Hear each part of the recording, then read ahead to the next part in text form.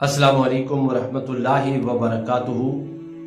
میرا رب تمام روشنی کے مسافروں کو آسان، عزت والی، لذت والی اور اپنے فضل و کرم والی زندگی عطا فرمائے،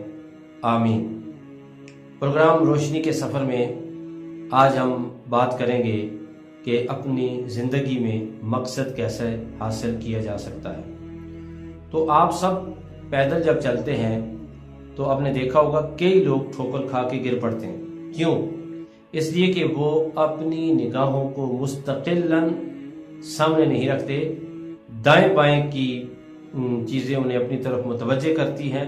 اور وہ دائیں بائیں جب اپنی توجہ کرتے ہیں تو وہ سامنے آنے والی چیز سے ٹھوکر کھا کے گر پڑتے ہیں، اپنے مقصد پہ نظر نہیں رکھتے۔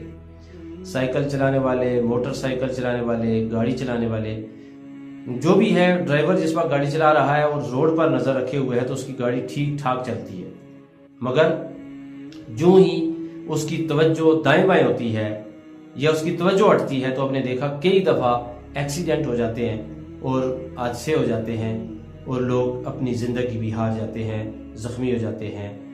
پاؤں، بازو، ٹانگیں ٹوٹ جاتی ہیں۔ ایسا کیوں ہوتا ہے؟ ایسا اس لیے ہوتا ہے کہ وہ اپنی زندگی میں جو چھوٹا سا مقصد تھا، گاڑی چلانا اور اپنے راستے پر نظر رکھنا اور اپنی منزل کو ذہن میں رکھنا، انہوں نے اس پر عمل نہیں کیا، بلکہ روڈ پر گاڑی چلاتے ہوئے انہوں نے توجہ کسی دوسری طرف کی تو یہ حادثہ پیش آیا۔ اور اگر انسان کے ذہن میں منزل نہ ہو نا کہ میں نے لاہور جانا ہے، کراچی جانا ہے، تو پھر بھی انسان جو ہے وہ پریشانی کا شکار ہو جاتا ہے۔ ایسا کوئی ڈرائیور آپ نے نہیں دیکھا ہوگا کہ جس گاڑی میں آپ بیٹھے ہو تو پوچھیں بھائی یہ گاڑی کہاں جا رہی، تو انہیں جس وقت یہ سوال سنائی دے کہ گاڑی کہاں جا رہی ہے تو انہوں نے کبھی یہ جواب دیا ہو کہ بھائی ہمیں نہیں پتا گاڑی کہاں جائے، بس گاڑی جا رہی ہے، آپ بیٹھ جائیں۔ کبھی آپ ایسی گاڑی میں سوار نہیں ہوتے، کبھی ایسی گاڑی آپ کو نہیں ملے گی، لیکن ہاں ایسی ایک گاڑی ہے کہ ہم سب بحیثیت قوم بغیر مقصد کی زندگی گزار رہے ہیں۔ ہمارا کوئی مقصد نہیں، ہم کھاتے ہیں، پیتے ہیں، سوتے ہیں، بچے پیدا کرتے ہیں اور بس گپے لگاتے ہیں، وقت گزارتے ہیں۔ ہمیں اپنی زندگی کا کوئی پتہ عطا نہیں ہے کہ ہم کیسے زندگی بسر کریں۔ یاد رکھیں کہ جو ہمارا مقصد ہے کہ منزل پر نظر رکھنا، اور ہمارا مقصد ہے کہ اپنی زندگی کے ایک ایک لمحے کو ضائع نہ کرنا، حادثوں کا شکار اپنی زندگی کو نہیں کرنا چاہیے، سانحات کا شکار نہیں کرنا چاہیے۔ ہماری زندگی کا ایک مقصد ہے کہ ہم نے اپنے رب کو راضی رکھنا ہے،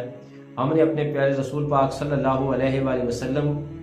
کے راستے پر اپنی زندگی کو ڈھالنا ہے، ان کی سنتوں کے ساتھ اپنی زندگی کو رواں دواں رکھنا ہے۔ اور ہماری منزل قبر ہے، اور قبر جو ہے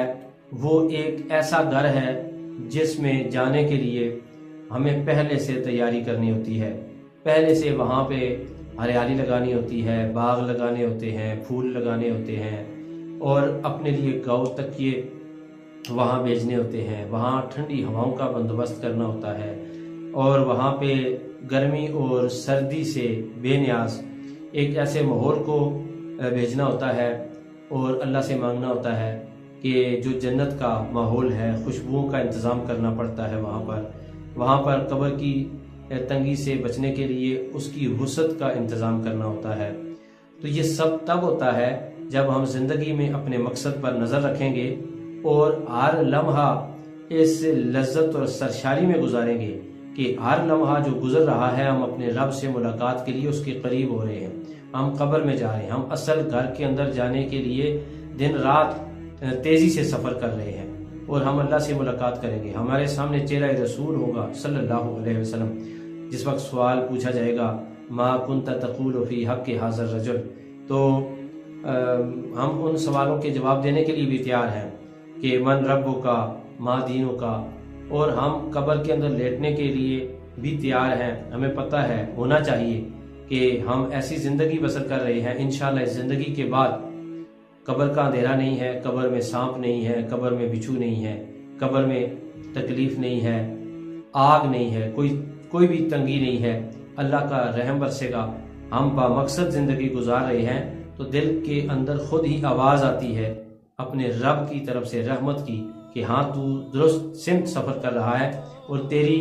نظر منزل پر ہے، اور تیری اطاعت بتا رہی ہے کہ کہ تیرا سفر درست ہے۔